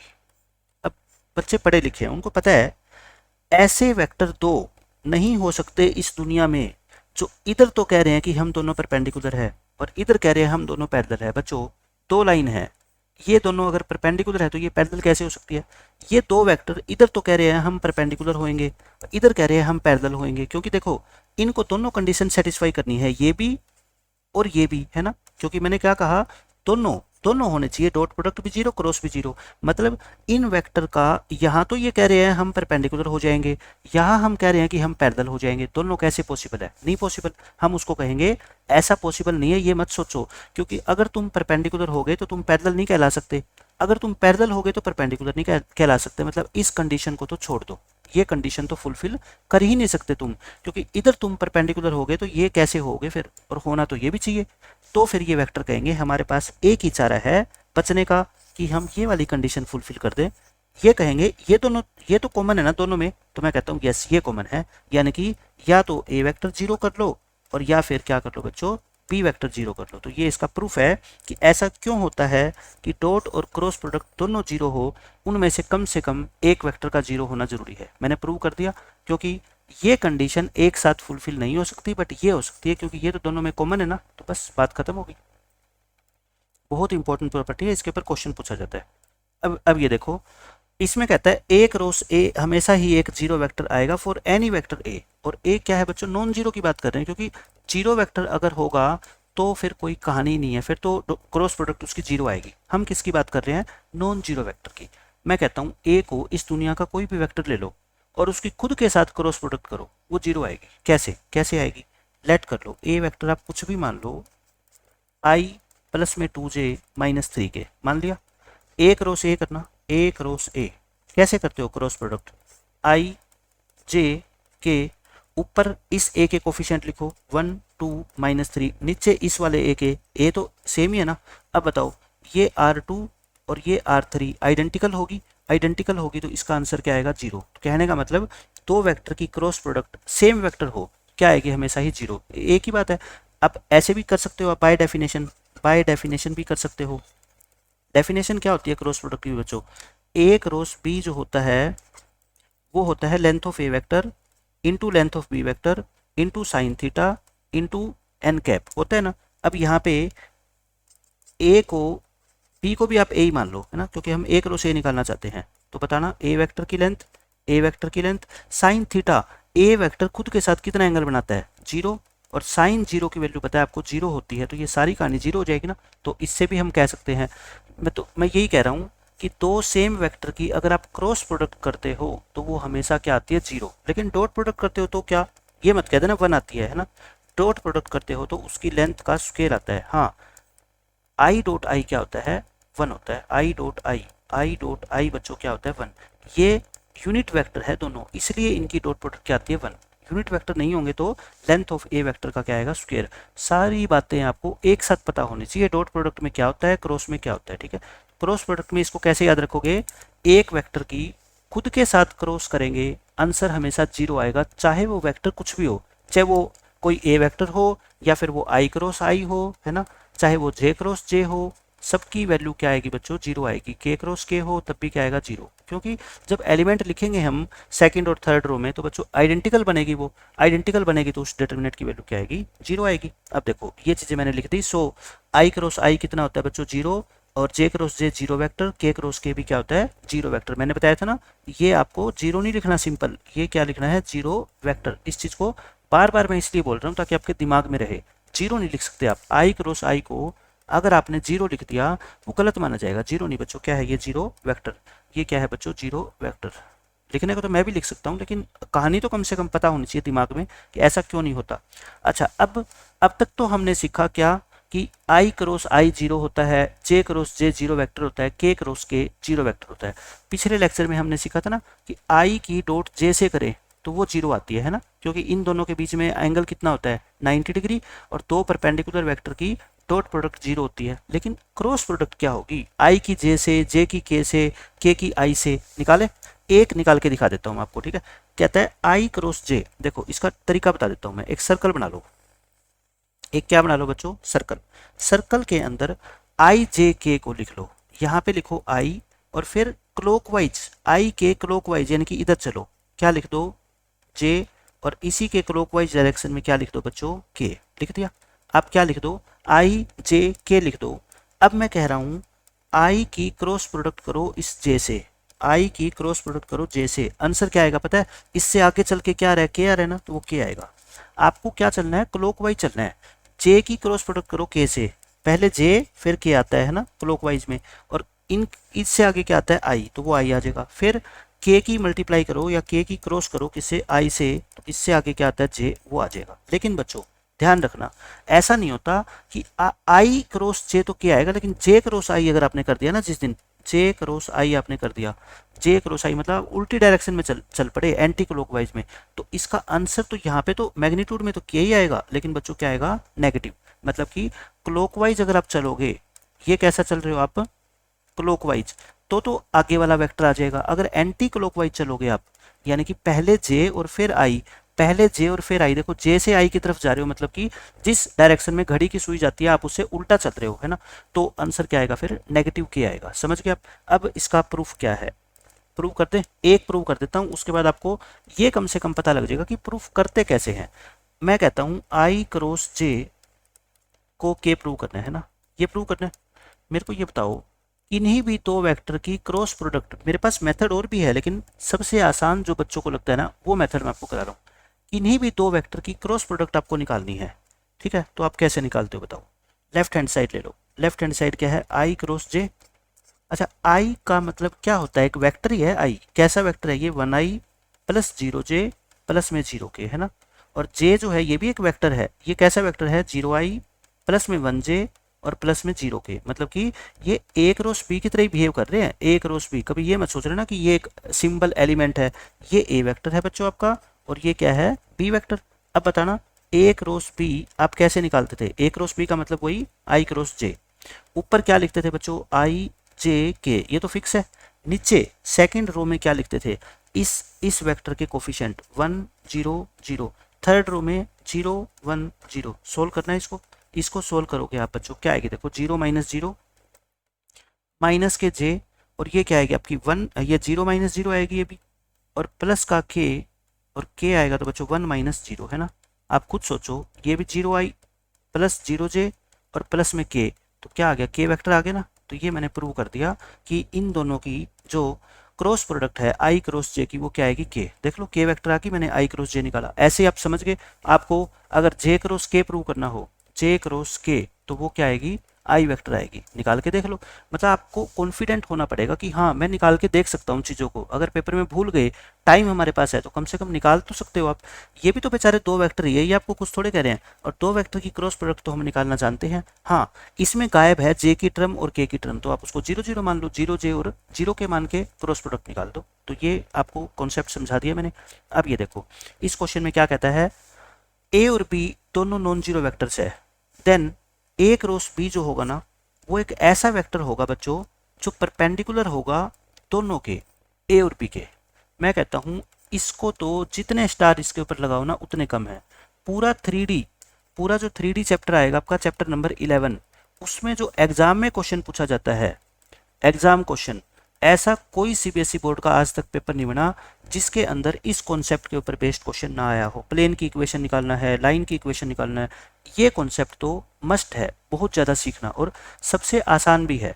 मैं ये कहता हूँ, सिर्फ एक बात आप मेरी जान लो, मैं इसका मतलब क्या है, इसका मतलब ये है कि मान लो ए और बी कोई दो नॉन जीरो वेक्टर है, आपने ए क्रॉस बी निकाली, ए क्रॉस बी क्या होगा, ए क्रॉस बी मतलब कि क्या आएगा, ये कोई नंबर आएगा, कोई वेक्टर आएगा। एक बच्चे ने कहा सर इतने क्वेश्चन तो हमने सोल्व किए हैं तो ये एक वेक्टर आएगा, है ना, एक क्या आएगा, वेक्टर आएगा। ये वेक्टर कैसा आएगा, ये वेक्टर कैसा आएगा, कैसा होगा, मैं कहता हूँ ये वेक्टर एक स्पेशल वेक्टर होगा। ये कैसा होगा बच्चों, एक स्पेशल वेक्टर होगा ये। मतलब कि जो ए क्रॉस बी वेक्टर होता है ना, वो कोई नॉर्मल वेक्टर नहीं होता, वो बहुत स्पेशल वेक्टर होता है। अब हम पूछेंगे कि चलो बताओ तुम स्पेशल हो तो कैसे स्पेशल हो, वो कहेगा ए क्रॉस बी कि मैं ऐसा वेक्टर हूं जो ए के साथ भी परपेंडिकुलर हूं और बी के साथ भी परपेंडिकुलर हूं, है ना। हम कहेंगे कि चलो प्रूव करके देखें। अब एक बच्चा कहेगा सर प्रूव कैसे करें। मैंने कहा कि जब भी दो वेक्टर को प्रूव चेक करना हो कि वो परपेंडिकुलर है कि नहीं, तो उनकी डॉट प्रोडक्ट चेक कर लो। उनकी डॉट प्रोडक्ट अगर 0 आ गई तब वे वेक्टर क्या होते हैं बच्चों, परपेंडिकुलर होते हैं। ठीक है, तो करें, एक एग्जाम्पल लेके सोल्व करें। एग्जाम्पल लेते हैं, दुनिया के कोई भी दो वेक्टर के एग्जाम्पल ले लो नॉन जीरो के, जीरो की तो बात ही छोड़ दिया करो, है ना, जीरो का कोई मतलब नहीं होता यहाँ पे। आप लेट कर लो, ए वेक्टर को ले लो आप अपनी मर्जी से। ए वेक्टर को क्या ले लो, आई वेक्टर प्लस जे वेक्टर प्लस के वेक्टर, है ना, एक तो सबसे आसान लो। अच्छा, बी वेक्टर को है ना, इसका मल्टीपल मत ले लेना, क्योंकि फिर तो क्रॉस प्रोडक्ट की क्या आ जाएगी बच्चों, आपकी 0 आ जाएगी। तो ए क्रॉस बी क्या आ जाएगा, 0। तो ऐसा मत करना प्लीज, इसको आप 2 ले लो, इसको आप ट्वाइस ले लो, लेकिन इसको ट्वाइस मत ले लेना, इसको 3 टाइम्स ले लो, है ना। ये अपने को तो दो ऐसे वेक्टर दिखाने हैं जो पैरेलल भी ना हो, ताकि थोड़ा हम चीज़ों को समझ सके। ए क्रॉस बी निकालो। अब जो ए क्रॉस बी आएगा ना, मैं दिखाता हूँ आपको ये कैसा वेक्टर आएगा। कैसे निकालते हैं ए क्रॉस बी, आई जे के 1 1 1 2 2 और 3 ऐसे निकालते हैं। डिटर्मिनेंट को सोल्व कर लो, आई इंटू 3 माइनस 2 कितना होता है 1। अब मैं डायरेक्ट लिख रहा हूँ क्योंकि आपको पता है ये 3 माइनस 2 कितना होता है 1, प्लस में के इंटू 2 2 माइनस 2 2 माइनस 2 कितना होता है 0। मतलब कि ये आ गया आपका आई माइनस जे प्लस में 0 के आ गया। ये ए क्रॉस बी जो वेक्टर है ना बच्चों, ये क्या आ गया आपका, आई माइनस जे प्लस के। मैं कहता हूँ लेट कर लो, इस ए क्रॉस बी मेरे को ये थोड़ा अच्छा नहीं लग रहा, अजीब लग रहा है, मैं इसको ना एक नया वेक्टर सी वेक्टर नाम दे देता हूँ। क्या वेक्टर नाम दे देता हूँ, सी वेक्टर। बच्चों देखो, नाम देना किसी को कोई बड़ी बात नहीं है, ए क्रॉस बी एक वेक्टर ही है, और वेक्टर को आप नाम तो कुछ भी दे सकते हो ना। मैंने क्या नाम दे दिया इसको, सी वेक्टर नाम दे दिया। अब इस ए क्रॉस बी ने क्या कहा था स्टार्टिंग में कि मैं एक स्पेशल वेक्टर हूँ, इस स्पेशल वेक्टर का नाम अब किसने ले लिया, सी वेक्टर ने। यानी कि अब सी कह रहा है मैं क्या हूँ, एक स्पेशल वेक्टर हूँ। सी बोल रहा है I am a special vector. और कैसा स्पेशल वेक्टर कहा था इसने खुद को, कैसा स्पेशल वेक्टर कहा था, C is saying that C is perpendicular to A vector and C is perpendicular to B vector. C क्या कह रहा था कि मैं एक ऐसा वेक्टर निकल के आया हूँ जो ए वेक्टर के भी परपेंडिकुलर है और बी वेक्टर के भी परपेंडिकुलर है। तो देखें, अब चेक करें। अब हम क्या करते हैं बच्चों, चेक करते हैं। ये एग्जाम्पल तो मैंने ऊपर दे रखा है, इसको छोड़ दो। हमने अपनी तरफ से क्या लिया था, ए वेक्टर को आई प्लस जे प्लस में के, इससे चेक कर लेना, किसी से भी चेक कर लेना। मैंने कहा दुनिया के कोई भी दो वेक्टर ले लो, सभी के लिए ये कंडीशन ट्रू होगी। मैंने इसके लिए प्रूव किया है ना। और ए क्रॉस बी जो वेक्टर आया है आपका बच्चों, जिसको आपने सी वेक्टर माना है, वो क्या आया था, आई माइनस जे प्लस में 0 के। अब आपको क्या प्रूव करना है बताओ, अब आपको ये चेक करना है, चेक कर लो या प्रूव कर लो कि ए वेक्टर जो है या सी वेक्टर जो निकल के आया है वो परपेंडिकुलर है ए के। देखो, C vector is perpendicular to A vector कह लो, या A vector is perpendicular to C vector, दोनों का कोई चेंज नहीं है। ठीक है, और आप ये भी प्रूव करोगे कि सी वेक्टर बी के भी परपेंडिकुलर है। तो करें प्रूफ, प्रूफ करते हैं। पहले हम चेक करते हैं सी वेक्टर परपेंडिकुलर है किसके, ए वेक्टर के। दो वेक्टर की अगर परपेंडिकुलरिटी चेक करनी हो बच्चों तो कैसे चेक करते हैं, उनकी डॉट प्रोडक्ट निकाल के, और कोई तरीका नहीं है, डॉट प्रोडक्ट निकालो। ये रहा सी वेक्टर है ना, आई माइनस जे प्लस 0 के, इसकी डॉट निकालो ए से, ये रहा ए, आई प्लस जे प्लस के। डॉट कैसे निकालते हैं, आई का कोफिशिएंट 1, यहाँ पे भी 1, प्लस यहाँ पे जे का कोफिशिएंट -1, यहाँ पे 1, और ये तो 0 ही आएगा, तो 1 - 1 बच्चों क्या आ गई 0, डॉट प्रोडक्ट 0 आ गई। तो सी ने जो कहा था ना, एक बात तो प्रूव होगी कि सी ए वेक्टर के तो क्या है बच्चों, परपेंडिकुलर है, सही हो गया ना। अब हम निकालते हैं क्या, सी डॉट बी, अभी तो बी के साथ भी चेक करनी है ना, आई माइनस जे प्लस 0 के, इसकी डॉट निकालेंगे बी के साथ, और बी क्या है बच्चों 2i प्लस 2j प्लस के 3 के, निकालो डॉट प्रोडक्ट, 1 की मल्टीप्लाई 2 से, और प्लस ये -1 इंटू 2, -1 इंटू 2 और 0, ये भी 0 आ गई है ना, ये भी क्या आ गई बच्चों 0 आ गई।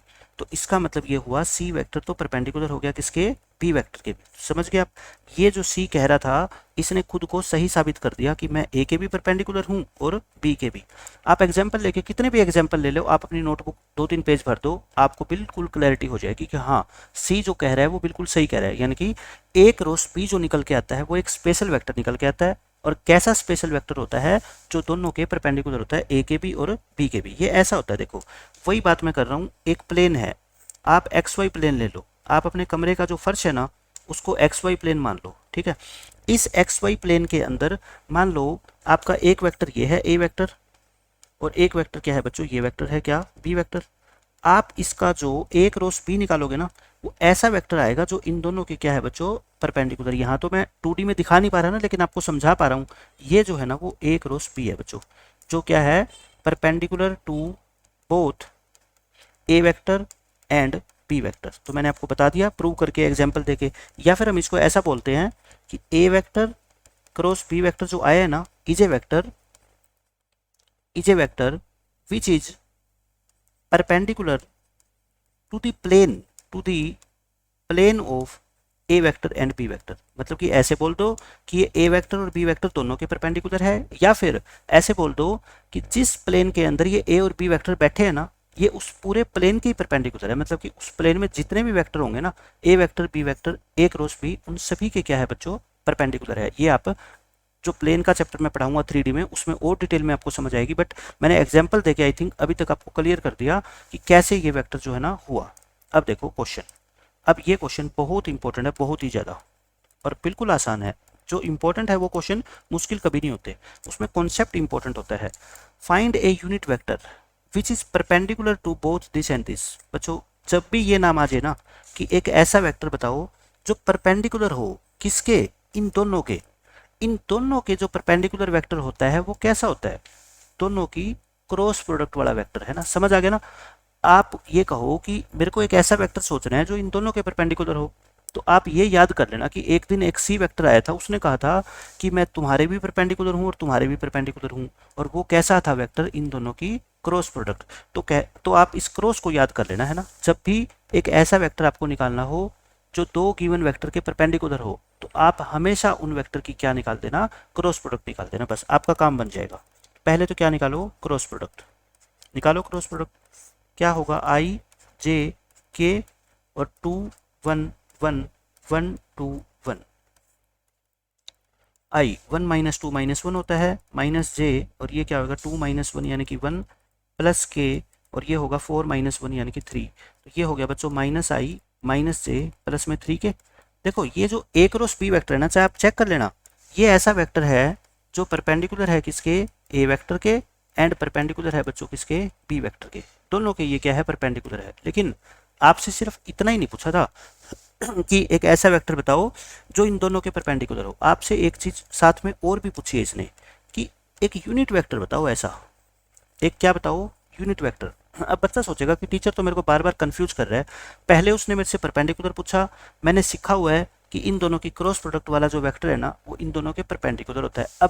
अब टीचर कह रहा है कि यूनिट बनाओ, लेकिन टीचर कहेगा कि मैंने आपको सबसे पहले सिखाया था कि एक वेक्टर का अगर यूनिट वेक्टर बनाना हो तो बस उसको उसकी लेंथ से डिवाइड कर दो, बन गया यूनिट वेक्टर है ना, उसको उसकी लेंथ से डिवाइड कर दो, यूनिट वेक्टर बन जाएगा। तो ए क्रॉस बी निकाल लो और उसका डिटरमिनेंट मैग्नीट्यूड निकाल लो, देखो वेक्टर तो निकल ही गया, मैग्नीट्यूड तो निकालना है, -1 का स्क्वायर प्लस -1 का स्क्वायर प्लस 3 का स्क्वायर यानी कि √11 आ गया है ना। तो वेक्टर जब बच्चों निकल गया तो उसका मैग्नीट्यूड निकालना तो बहुत आसान है।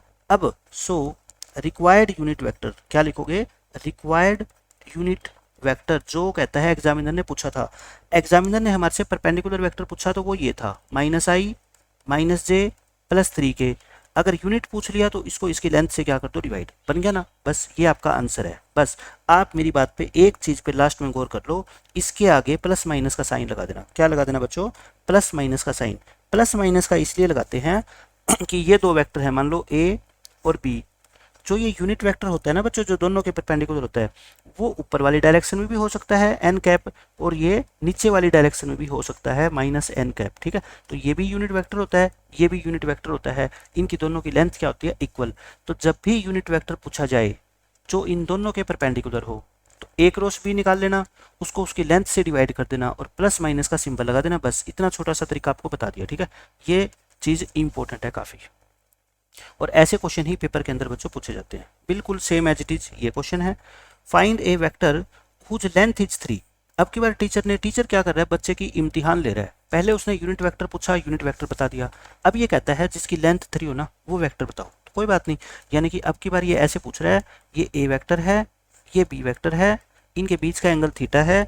अब ये कह रहा है टीचर कि आप ऐसा वेक्टर बताओ, पहले तो आपने इन दोनों के परपेंडिकुलर होना चाहिए, मतलब ऊपर, पहले तो आप एक यूनिट तक बढ़ाया था, अब कहता है और ऊपर लेके जाओ इसको। अब इसकी लेंथ कितनी होनी चाहिए, 3 यूनिट, यानी कि इसकी लेंथ कितनी होनी चाहिए बच्चों, 3 यूनिट। तो एक ऊपर होगा ये भी, और एक क्या होगा बच्चों, नीचे। बस पिछली बार एन कैप था ना ये, अब की बार इसको 3 से मल्टीप्लाई कर दो बस, ठीक है। यानी कि जो पहले आपने यूनिट वेक्टर निकाला है ना, देखो ये वेक्टर आपने यूनिट वेक्टर निकाला है, इसके बाहर 3 और लगा देना, इस क्वेश्चन का आंसर आ जाएगा, ठीक है।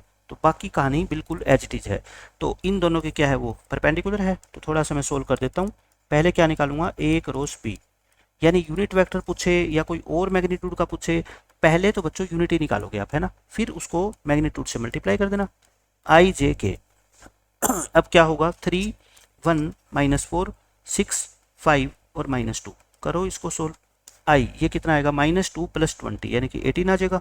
माइनस के जे ये कितना आएगा आपका, -6 + 24 प्लस के 18 आ जाएगा, प्लस के, और ये कितना आएगा बच्चों 15, 5 3 15, 15 में से 6 गए 9, तो ये आपका आ गया 18i -18j और प्लस के 9 के आ गया। अब इसके साथ साथ में क्या निकाल लो, मैग्नीट्यूड भी निकाल लो, यानी कि लेंथ निकाल लो इसकी। तो क्या होगा, 18 का स्क्वायर प्लस 18 का स्क्वायर और प्लस 9 का स्क्वायर, 18 की जगह -18 लिख दो, एक ही बात है। 18 का स्क्वायर कितना होता है, 324, ये भी होता है 324, और 9 का स्क्वायर होता है 81। तो ये कितना आ गया बच्चों, देखो ये आ गया आपका 648 और 81, 729 आ गया।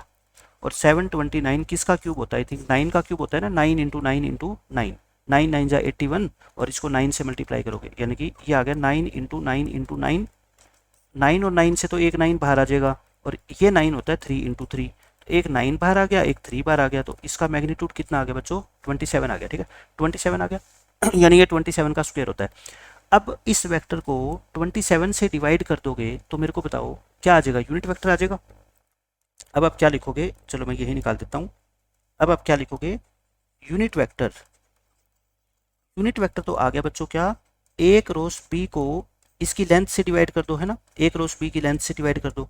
तो रिक्वायर्ड वेक्टर क्या हुआ, फिर रिक्वायर्ड वेक्टर बाहर आपको 3 यूनिट का चाहिए, तो 3 से क्या कर दो बच्चों, मल्टीप्लाई, और अंदर यूनिट वेक्टर क्या था, unit vector 18i -18j plus के 9 के, और नीचे क्या है बच्चों इसकी लेंथ, लेंथ कितनी है 27, और बस साइन किसका लगा दो, प्लस माइनस का, क्योंकि एक ऐसा वेक्टर ऊपर होता है एक नीचे। देखो 3 से 9 बार कट गया, इसको 9 से काट दो, ये 9 2 जा 9 2 जा 9 1 जा, तो आंसर कितना आ गया बच्चों, +-2i -2j और प्लस के ये आपके इस क्वेश्चन का फाइनल आंसर है, ठीक है। बड़ा मत समझना क्वेश्चन को, क्वेश्चन का मीनिंग समझो। यूनिट वेक्टर निकालना है पहले की तरह बिल्कुल एज इट इज, और उसके आगे बस अब की बार क्या करना है आपको, 3 से मल्टीप्लाई और करना है, क्योंकि उसकी लेंथ को आपको 1 से क्या बताना है, 3, 3 टाइम्स कर दो उसका, लेंथ 3 आ जाएगी, ठीक है। ये क्वेश्चन हो गया। अब देखो बच्चों नेक्स्ट क्वेश्चन, कॉन्सेप्ट नंबर 3। अब ये समझ लो लास्ट कॉन्सेप्ट है बस आपका, एक एरिया ऑफ पैरेललोग्राम निकालना है और एक एरिया ऑफ ट्रायंगल निकालनी है। आपको ये कहेगा कि एक पैरेललोग्राम है, उसकी जो एडजेसेंट साइड है, मतलब ए बी और बी सी, इनको दो वेक्टर बना रहे हैं, एक ए वेक्टर है यानी कि ए बी की डायरेक्शन में कौन सा वेक्टर है बच्चों, ए वेक्टर, और बी सी की डायरेक्शन में कौन सा वेक्टर है, बी वेक्टर। तो इस पैरेललोग्राम का ये वाला एरिया निकालो, ये क्या निकालो, एरिया। आप क्या करना, ए क्रॉस बी निकाल लेना और उसका मैग्नीट्यूड निकाल देना। देखो ए क्रॉस बी आपको निकालना आता है, जो वेक्टर आएगा उसकी लेंथ भी आपको निकालनी आती है, बस वही क्या होगा आपका पैरेललोग्राम का एरिया होगा।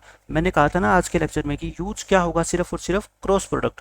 इसकी एप्लीकेशन क्या है मैथमेटिक्स के अंदर, एरिया ऑफ पैरेललोग्राम निकाला जा सकता है। कैसे, उन दोनों वेक्टर की बस क्रॉस प्रोडक्ट करके, और एरिया तो एक नंबर होता है ना, पॉजिटिव नंबर होता है, इसलिए हम उस वेक्टर का क्या निकाल देते हैं, मैग्नीट्यूड। वही क्या कहलाएगा बच्चों, उस पैरेललोग्राम का एरिया कहलाएगा। लेकिन एक बात ध्यान से समझना, अगर ये ए वेक्टर और बी वेक्टर पैरेललोग्राम की साइड को रिप्रेजेंट करते हैं, तब तो ए क्रॉस बी निकाल के उसका मैग्नीट्यूड निकाल देना, वही आंसर आएगा। लेकिन अगर यही ए वेक्टर और बी वेक्टर साइड की जगह इसके डायगोनल को रिप्रेजेंट करते हैं, देखो नेक्स्ट पेज पे, अगर ये दोनों वेक्टर रिप्रेजेंट करते हैं इसके डायगोनल्स को, तो बच्चों एरिया क्या आएगा इस पैरेललोग्राम का, वही ए क्रॉस बी निकाल के उसका मैग्नीट्यूड तो निकालना ही है, लेकिन 2 से डिवाइड और कर देना। मतलब कि ए क्रॉस बी का मैग्नीट्यूड जो पीछे तक किया है वो सेम करके 2 से इसको क्या कर देना, डिवाइड। जैसे मान लो आपको डायग्राम बना के दिखाता हूँ, अगर ये ए वेक्टर बी वेक्टर अब की बार साइड्स को रिप्रेजेंट ना करके डायगोनल को रिप्रेजेंट करते हैं, मैंने बताया हुआ ना आपको डायगोनल कैसे निकालते हैं, लेकिन यहाँ तो आपको निकालने भी नहीं है।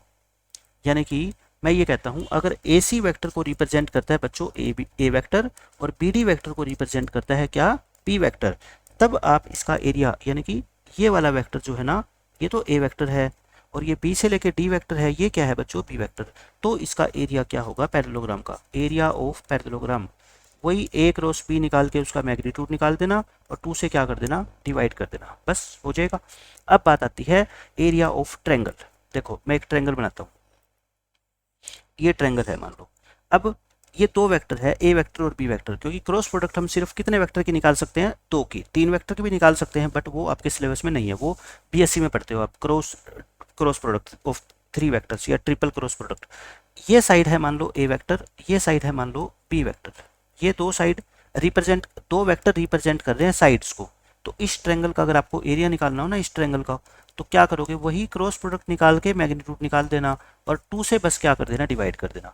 अगर ट्रायंगल का एरिया निकालना हो तो लास्ट में 2 से डिवाइड करना है, पैरेललोग्राम का एरिया निकालना है तो 2 से डिवाइड नहीं करना। कब करना है पैरेललोग्राम में, जब ये ए वेक्टर और बी वेक्टर उसके साइड्स को नहीं बल्कि डायगोनल्स को रिप्रेजेंट करते हो, और ट्रायंगल की साइड्स को रिप्रेजेंट करते हो अगर कोई भी दो वेक्टर, उन दोनों का क्या निकाल दो बच्चों, क्रॉस निकाल दो, उनकी मैग्नीट्यूड निकाल लो और 2 से क्या कर दो, डिवाइड कर दो। ठीक है, तो ये आपका एप्लीकेशन है और इनके ऊपर बेस्ड क्वेश्चन पेपर में आते ही आते हैं, चाहे एक सेट में है चाहे 2 सेट में, क्वेश्चन पक्के आते हैं। ठीक है, अब मैं आपको कराता हूँ इसके न्यूमेरिकल्स। ये तो मैंने आपको फॉर्मूले बता दिए, बट फॉर्मूले बताने से थोड़े याद होते हैं, उनके जब 5 6 7 8 क्वेश्चन करेंगे तब आपको ये फॉर्मूले क्या है अच्छे से याद हो जाएंगे। चलो क्वेश्चन करते हैं।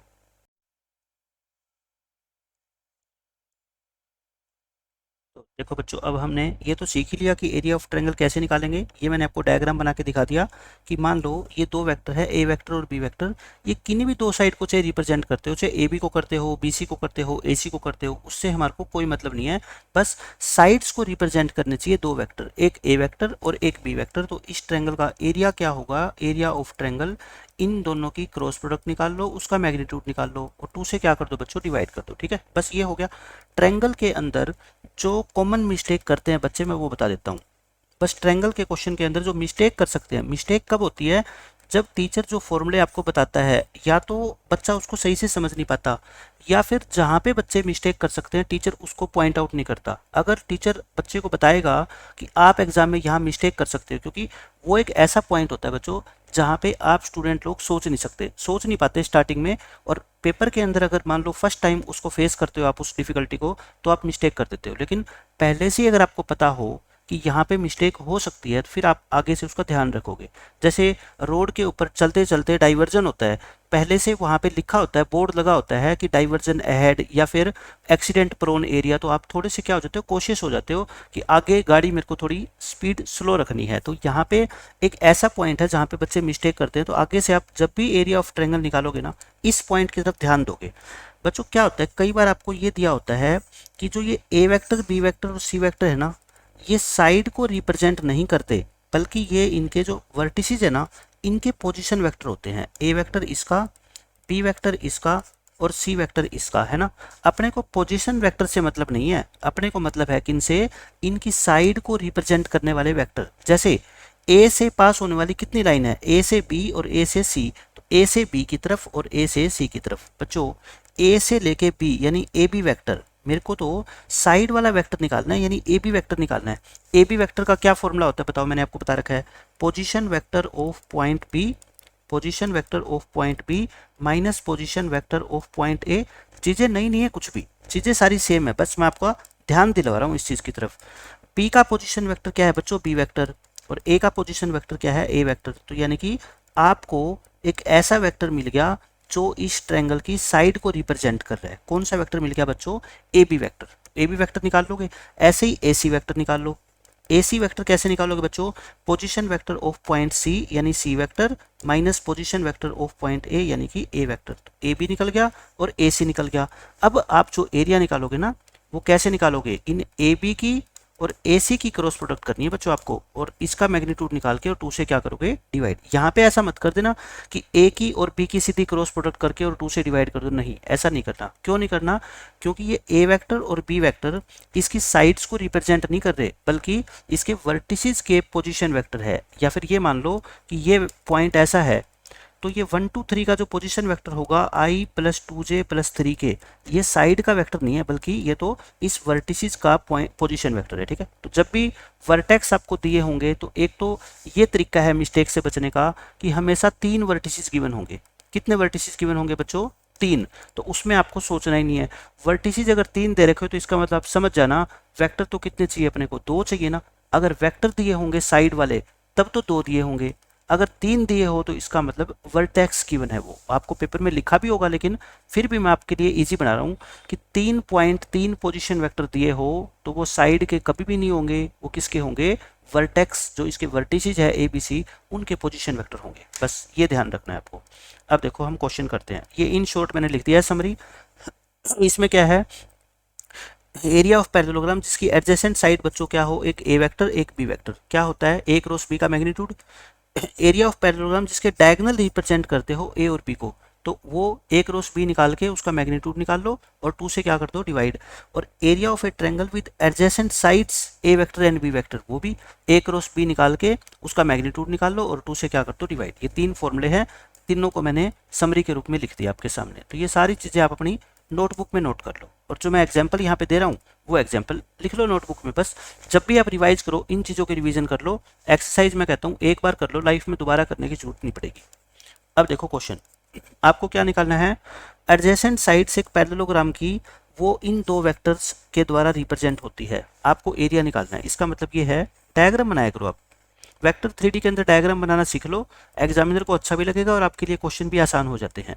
ये पैरेललोग्राम का डायगोनल है, इसमें आपको ये कह रखा है कि इस साइड को जो रिप्रेजेंट करता है वो ए वेक्टर, और ए वेक्टर की वैल्यू क्या है, i minus 7j plus 7k, और इस साइड को जो रिप्रेजेंट करता है वो है p वेक्टर, उसकी वैल्यू क्या है बच्चों, 3i माइनस 2j और प्लस के 2k। ये है अपने को निकालना क्या है, area of parallelogram. Area of parallelogram बताओ क्या होता है, एरिया ऑफ पैरेललोग्राम वो होता है ए क्रॉस बी निकाल के उसका क्या निकाल लो, मैग्नीट्यूड। बस अब अपने को क्या निकालना है, सबसे पहले ए क्रॉस बी निकालते हैं। ए क्रॉस बी तो वेक्टर की क्रॉस प्रोडक्ट डिटरमिनेंट मेथड से निकाला करो, आई जे के। ए के कोफिशिएंट कितने देखो, 1 माइनस 7 7 माइनस 7 और 7, ये कितने 3 माइनस 2 2। इनको देखो जल्दबाजी नहीं करनी आपको डिटरमिनेंट को सोल्व करने में, मैं तो फटाफट इसलिए कर देता हूँ क्योंकि मेरी बहुत प्रैक्टिस है। आपको बिल्कुल आराम से सोचना है, पहले आई लिखो, फिर इसको काटो, इन दोनों की मल्टीप्लाई पहले लिखा करो, है ना। पहले ही बीच में माइनस का साइन लगा के रखो, फिर इन दोनों की मल्टीप्लाई -14 होती है, माइनस आपने पहले लगा रखा है तो +14 लिखोगे ऐसे।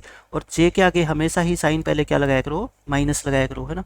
ये कितना हो जाएगा आपका 2 माइनस 21 यानी माइनस के 19 प्लस के वेक्टर के कैप, और ये कितना होगा -2 और +21 -2 +21। तो ये कितना आ गया बच्चों आपका 0i, ये प्लस 19j और प्लस के 19k, ये आपका आ गया ए क्रॉस बी वेक्टर। अब हमारे को क्या निकालनी है, इसकी लेंथ निकालनी है, मैग्नीट्यूड निकालना है, निकाल देते हैं। कितना होगा बताओ, ये तो 0 हो जाएगा, ये 19 का स्क्वायर और ये 19 का स्क्वायर। 19 का स्क्वायर बच्चों 2 बार है तो 2 × 19 का स्क्वायर करते हैं इसको, क्योंकि मल्टीप्लाई करने की जरूरत नहीं है, एक 19 क्या आ जाएगा, बाहर आ जाएगा और √2 अंदर आ जाएगा। So area of parallelogram. बच्चों ये जो आंसर आया है आपका, यही तो पैरेललोग्राम का एरिया होता है ना। कितना आ गया, 19√2। और एरिया हमेशा स्क्वायर यूनिट में लिखते हैं, तो लिख दो स्क्वायर यूनिट्स, बस आंसर आ गया आपका। अब देखो नेक्स्ट क्वेश्चन, इसमें भी ऐसा ही है, आपको एरिया ऑफ पैरेललोग्राम निकालना है। इफ एडजेसेंट साइड्स है यहाँ पे, है ना, डायगोनल हो तो लास्ट में 2 से डिवाइड करना, अगर साइड हो तो 2 से डिवाइड नहीं करना। बस इस क्वेश्चन को मैंने क्यों दिया है, ताकि यहाँ पे मैं आपको बता सकूँ, ये जो बी वेक्टर है ना, ये आई और जे तो इसमें है, लेकिन के नहीं है, तो के को क्या लगा लो, 0 लगा लो बस, ठीक है। पूरा बना दो इसको, स्टैंडर्ड फॉर्म में लिखो। पहले क्या लिखोगे बच्चों सॉल्यूशन में, सबसे पहले आप निकालोगे ए क्रॉस बी। निकालते हैं ए क्रॉस बी, क्या होगा, आई जे के। ए के कोफिशिएंट कितने हैं, 2 1 3, और बी के कितने हैं, 1 -1 0, 1 -1 0। निकाल लो इसकी वैल्यू। आई ये कितना होगा, 0 -3 तो +3 हो जाएगा। माइनस जे ये 0 -3 यानी -3, और प्लस के कैप, और ये कितना होगा बच्चों, -2 -1 यानी -3, तो कितना हो गया 3i + 3j -3k। अब आप क्या निकाल दो, इसका मैग्नीट्यूड निकाल दो। इसका मैग्नीट्यूड बच्चों निकालोगे, 3 का स्क्वायर 9, 3 का स्क्वायर 9 -3 का स्क्वायर 9, यानी कि 9 × 3, 9 का स्क्वायर रूट तो कितना होता है 3, तो मतलब कि 3√3 आ गया। सो एरिया ऑफ पैरेललोग्राम कितना आ गया बच्चों, एरिया ऑफ पैरेललोग्राम वो आ गया 3√3 स्क्वायर यूनिट्स। जो आपने क्रॉस प्रोडक्ट निकाली, उसका मैग्नीट्यूड निकाला, बस वही आपका एरिया होता है। कब, जब ए वेक्टर और बी वेक्टर इसकी साइड्स को रिप्रेजेंट करते हो। अगर डायगोनल को रिप्रेजेंट करेंगे तो बस लास्ट में इसको 2 से और डिवाइड कर देंगे, बाकी सब कुछ सेम रहेगा। इस क्वेश्चन में जैसे वही है, find the area of a parallelogram whose diagonals. यहाँ पे फोकस करना है आपको कि ये ए वेक्टर और बी वेक्टर किसको रिप्रेजेंट कर रहे हैं, साइड को या डायगोनल को। अगर डायगोनल को करते हैं बच्चों, तरीका वही रहेगा, बस लास्ट में क्या कर देना, 2 से डिवाइड। एक क्वेश्चन में सोल्व करके दिखा देता हूँ। ए क्रॉस बी निकालो, ए क्रॉस बी आपको ये तो निकालना ही निकालना है, आई जे और के। और बच्चों ए के कोफिशिएंट 3 1 -2, और बी के कितने हैं 1 -3 4, 1 -3 और 4 है। इसको सोल्व कर लो। आई ये कितना होगा 4 -6 जे, और ये आपका होगा 12 + 2, 12 + 2 हो गया 14, और प्लस के कैप इंटू -3 -1 -10, तो ये आ गया आपका -2i और -14j और -10k, ये आ गया। अब क्या निकालो, इसका मैग्नीट्यूड भी निकालो, उसकी तो जरूरत पड़ेगी। मैग्नीट्यूड निकालोगे, -2 का स्क्वायर 4 होता है, 14 का स्क्वायर 196 होता है, प्लस 10 का स्क्वायर कितना होता है 100, तो ये 200 और 100 300 हो गए। 300 का मतलब क्या होता है बच्चों, 100 × 3, 100 का स्क्वायर रूट कितना होता है 10, तो ये आ गया आपका 10√3। 10√3 तो ए क्रॉस बी का मैग्नीट्यूड आया है। सो हम क्या लिखेंगे, area of parallelogram. Area of parallelogram क्या होता है बच्चों, ए क्रॉस बी का जो मैग्नीट्यूड आया है उसको 2 से डिवाइड करेंगे। क्यों किया, क्योंकि अब की बार ये ए और बी वेक्टर है, इसकी साइड को नहीं बल्कि डायगोनल्स को रिप्रेजेंट कर रहे हैं। 10√3 को 2 से डिवाइड कर दो, आंसर आ गया बच्चों 5√3, 5√3 स्क्वायर यूनिट्स। इस क्वेश्चन का आंसर है। बस मैं हर तरह के एग्जाम्पल इंक्लूड करूंगा ताकि जो भी चीज़ें मैंने बताई है उसकी प्रैक्टिस आप साथ साथ कर सको। ये बिल्कुल एज इट इज क्वेश्चन है, वही डायगोनल्स को रिप्रेजेंट करते हैं, तो आंसर वही निकाल देना। आंसर मैंने लिख दिया 21√21/2, ये आपकी प्रैक्टिस के लिए है। अब ये 2 क्वेश्चन क्या है आपके, ट्रायंगल वाले हैं। Find the area of the triangle whose adjacent side को ध्यान रखना, जब भी ट्रायंगल का क्वेश्चन आ जाए तो इस पे फोकस करना कि जो ये 2 वेक्टर दे रखे हैं ये किसको रिप्रेजेंट करते हैं, इसकी साइड्स को। अगर साइड्स को रिप्रेजेंट करते हैं तो कोई प्रॉब्लम है ही नहीं, फिर तो बस इनकी सीधी क्या निकाल दो आप, क्रॉस प्रोडक्ट निकाल दो। अगर ये पोजीशन वेक्टर हो किसके, वर्टिसेस के, तब आपको प्रॉब्लम आएगी, ठीक है। तब मैं आपको बताऊंगा क्वेश्चन कैसे सोल्व करेंगे। लेकिन साइड्स को रिप्रेजेंट करते हैं तो कोई प्रॉब्लम नहीं, सीधा ही क्या निकाल दो, क्रॉस प्रोडक्ट। देखो 3 1 4 और ये 1 -1 1, तो ये हो गया आपका आई 1 -4 माइनस प्लस हो जाएगा तो 5 आएगा, और ये कितना आएगा बच्चों आपका 3 -4 यानी -1 प्लस के कैप इंटू ये आएगा -3 -1 -4, तो ये आ गया आपका 5i प्लस जे कैप -4 के कैप। इसका क्या निकाल दो, मैग्नीट्यूड। मैग्नीट्यूड निकालोगे तो बच्चों कितना आएगा, 5 का स्क्वायर 25 होता है, 1 का स्क्वायर 1, 4 का स्क्वायर 16, √42 आ गया, √42 आ गया, है ना। अब आप क्या निकालोगे, area of triangle. Area of triangle क्या फॉर्मूला होता है एरिया ऑफ ट्रायंगल का, जो आपने ये मैग्नीट्यूड निकाला है इसको 2 से डिवाइड कर देना, यानी कि √42 divide by 2 square units last में आपको लिखना ही है। ये आपके इस क्वेश्चन का आंसर आ गया। अब नेक्स्ट क्वेश्चन देखो, ये इंपॉर्टेंट है ये क्वेश्चन। अब तीन तरीके से पूछा जा सकता है पेपर में, मैंने तीनों स्टेटमेंट लिख दी। एरिया ऑफ ट्रायंगल बताना है जिसके वर्टिसेस दे रखे हैं। देखो सीधा अगर ये लिख देगा तो कोई बच्चा कंफ्यूज होगा ही नहीं, है ना। वर्टिसेस लिख दिए।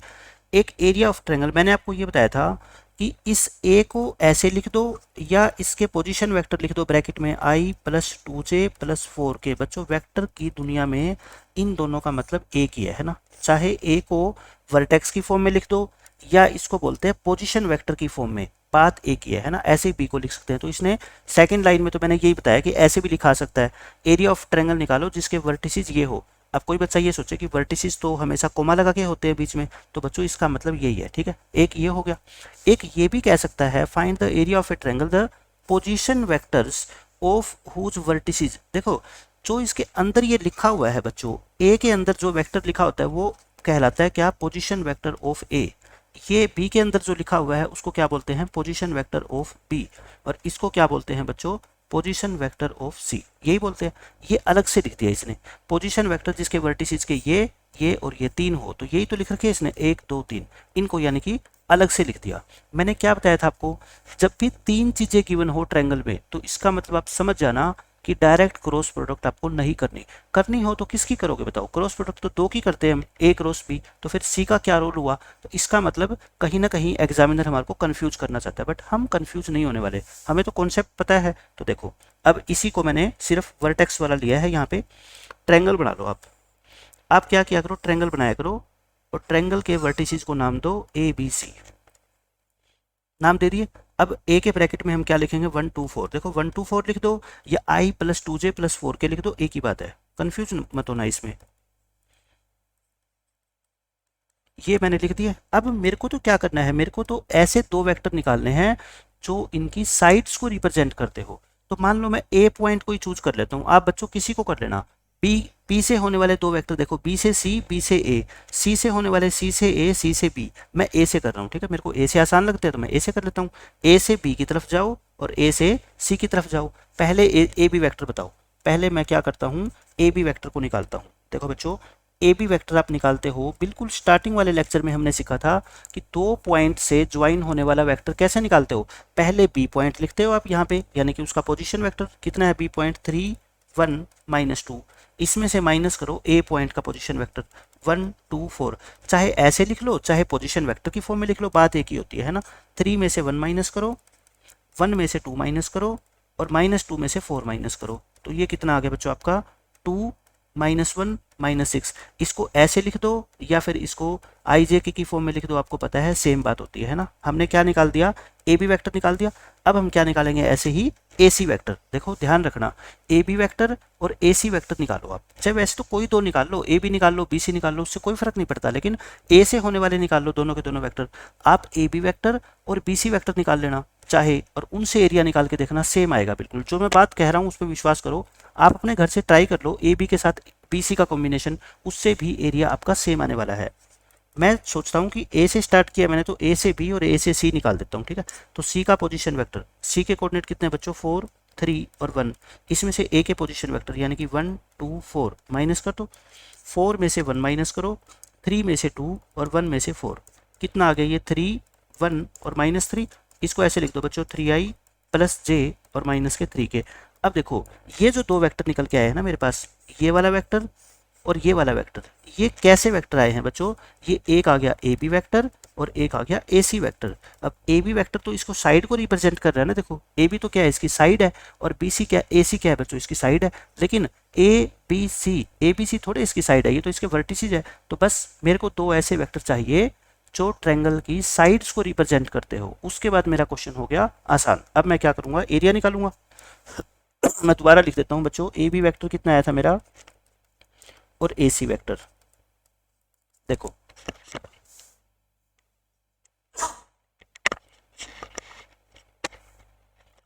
जो हमारा ए बी वैक्टर आया है, दोबारा लिखता हूँ, ए बी वैक्टर देखो पीछे से कॉपी करो, 2 -1 -6, ये कितना है आपका 2 -1 और -6।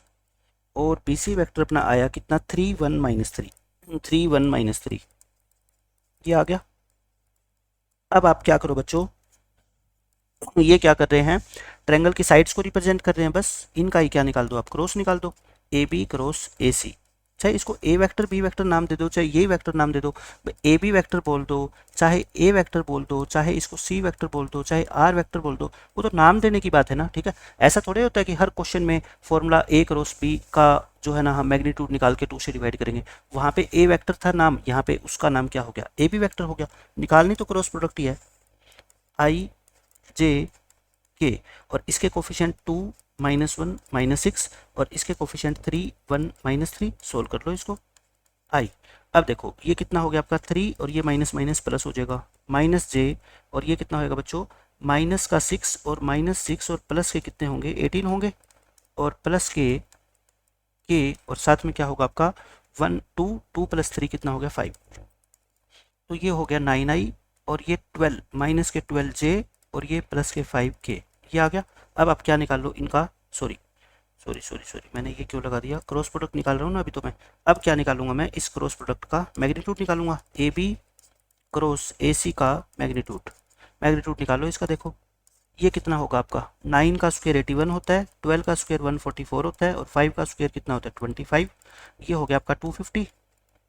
250 को आप क्या लिख सकते हो, देखो 5 इंटू 5, 5 इंटू 5 कितना होता है 25, 25 10 जा कितना होता है 250, तो एक 5 बाहर आ जाएगा और √10 अंदर रहेगा, ठीक है। ये तो आपका क्या आ गया बच्चों, एक रोज ये इसका मैग्नीट्यूड आ गया, लेकिन एरिया थोड़े आया, ये एरिया के लिए तो अपने को क्या करना पड़ता है, डिवाइड करना पड़ता है ना 2 से। तो एरिया ऑफ ट्रायंगल कितना आ जाएगा, 5 √10 को 2 से डिवाइड कर दो दिस स्क्वायर यूनिट। तो बस ये सबसे अच्छा क्वेश्चन था ट्रायंगल का जो मैंने आपको बता दिया कि इसके वर्टिसेस देके अगर एरिया पूछ ले तो कैसे निकालते हैं, मैंने आपको बता दिया, ठीक है बच्चों। अब हमारा वेक्टर का चैप्टर जो है ऑफिशियली खत्म हो गया, सब कुछ मैंने आपको बता दिया, पहली 4 एक्सरसाइज के सब कॉन्सेप्ट। मिसलेनियस एक्सरसाइज के लिए मैं इंट्रोडक्शन लेक्चर इसलिए नहीं बना रहा क्योंकि उसमें कोई नए क्वेश्चन आ सकते हैं बट नए कॉन्सेप्ट नहीं आएंगे, और जो कुछ एक दो क्वेश्चन में होंगे वो सारे के सारे मैं मिसलेनियस एक्सरसाइज से पहले ही आपको सोल्व करा दूंगा, उसी में बता दूंगा क्वेश्चन के अंदर ही। उस क्वेश्चन को सोल्व करने से पहले अगर कोई नई चीज़ है तो मैं वहाँ पे पूरा डिटेल में एक्सप्लेन करूंगा, फिर आपको वो क्वेश्चन कराऊंगा, क्योंकि ये तो अंडरस्टूड है कि मिसलेनियस एक्सरसाइज में क्वेश्चन का लेवल इनसे जो है ना वो हाई होगा, और कुछ कुछ एक एक दो दो चीज़ें हर क्वेश्चन में क्या है नई यूज होगी, लेकिन वो आपको अच्छे से सीखनी पड़ेगी, और सिखाएगा कौन, मैं आपको सारी सिखाऊंगा, ठीक है। तो मिलते हैं नेक्स्ट लेक्चर में एक नए टॉपिक के साथ, बाय बाय, टेक केयर।